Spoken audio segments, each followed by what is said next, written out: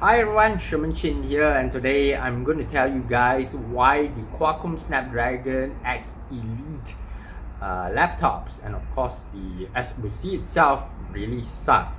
Unfortunately, we have just Josh here and he gives a really honest opinion on the Snapdragon. As you guys know, I've got nothing against the Snapdragon X Elite.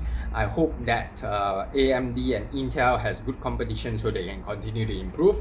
But a lot of influencers out there are not telling you the whole truth, except just Josh, who actually purchased the Snapdragon X Elite with his own money. Our Samsung Galaxy Book 4 did not have a working graphics driver. We were unable to raise or lower the display's brightness. We tried downloading the driver listed on Qualcomm's website, but from what we could tell, and our viewers told us in our live stream, it kept downloading the wrong one. In fact, even a factory reset didn't work, and we ended up having to return and rebuy the laptop. Our second unit did not have this problem. Anyway, our Samsung Galaxy Book 4 Edge wasn't the only one with issues. Our Surface Laptop 7 would not always charge with our USB-C chargers. On occasion, when we plugged one in, it said it was charging, but soon after said it was not.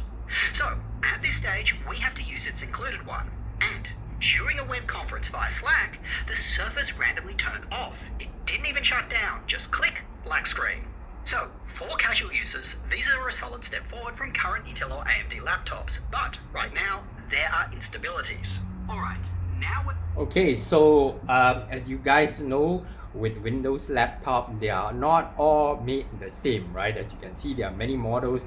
There's not like Apple, right? Apple has a standard ecosystem with a fixed amount of Apple MacBooks, Apple whatever other devices. They have the iPhones and stuff, but so developers know how to develop for them. Right now, we have issues with Snapdragon X Elite because not a lot of developers actually develop for the right machines, because there's so many machines to test on, and this is always going to be a problem with Windows. So it's a pro and a con.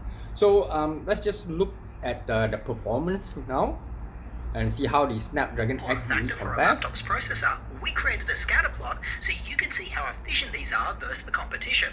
Compared to Intel, these new processors offer more performance for the same power. But when you divide their Cinebench scores by power draw, you can see that there are diminishing marginal returns when these Qualcomm processors are fed a lot of power. In fact, at higher power draws, they offer similar efficiency to Intel and are way behind Apple. To double check this, we ran Cinebench on a loop for 30 minutes while the laptops were on battery. After normalizing for the size of the batteries, you can see that the highest wattage Snapdragon laptops last the same as Intel. So their efficiency tapers off, but just at a higher wattage. For battery life as a whole, these laptops are better than Intel, as I said, and AMD, but not as good as Apple. This is if you take out the Omnibooks. So as you can see here, I'm not a fan of Apple, but it is what it is. The Apple still leads with their M3, and I bet the M4 microprocessor is going to be much better. And Snapdragon still has a lot of catching up to do, and Qualcomm has been overhyping, unfortunately. So that's why we are in this situation today. If they did not overhype, we would not be in this situation, and I think it will be a much better it will be much better for users, right, if they didn't overhype. But at the same time, if they didn't overhype, we are not going to get much info, right? So let's just have a look at the AI aspects, the artificial intelligence aspects of this. Let's wrap. Since we used our own money to buy these laptops, we can say what we truly think.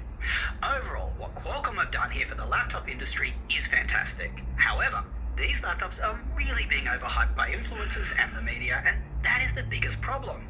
Believe it or not, these are not the next coming of Jesus. Yes, for many applications, they do give you better performance than competing laptops with Intel and AMD.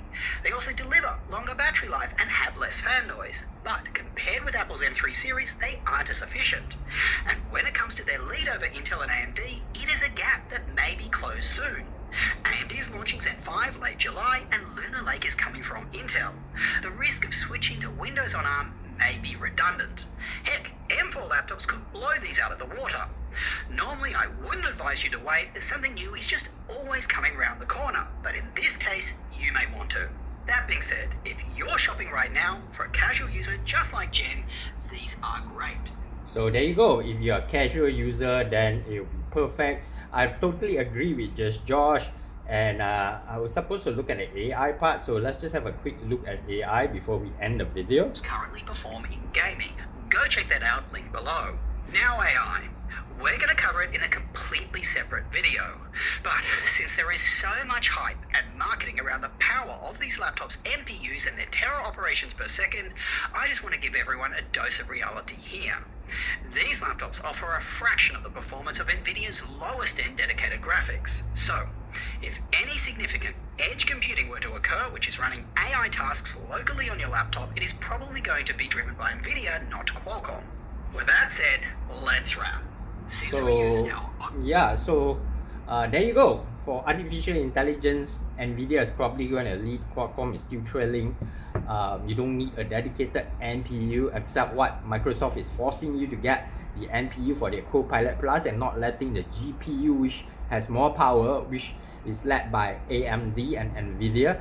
Their GPUs have more power for AI, but Microsoft in Windows does not allow that usage of the GPU power for artificial intelligence. So edge computing is basically computing on the device itself, like what Apple is doing with Apple Intelligence. And I think Microsoft should head that way for more security, because it's not done on the cloud, it's done locally, so there'll be no privacy concerns. So if you guys like more videos like this, please do click that thumbs up, subscribe, and click that notifications bell, and I'll see you in the next video. Before I go, please check out the Kaiser Beyond, a very fidgety knife that you can get from thomas2s.com.my, and you can get it for 5% off with my discount code ShermanChin using the link down below. Okay, thank you so much guys. I'll see you in the next one. Take care now. Bye.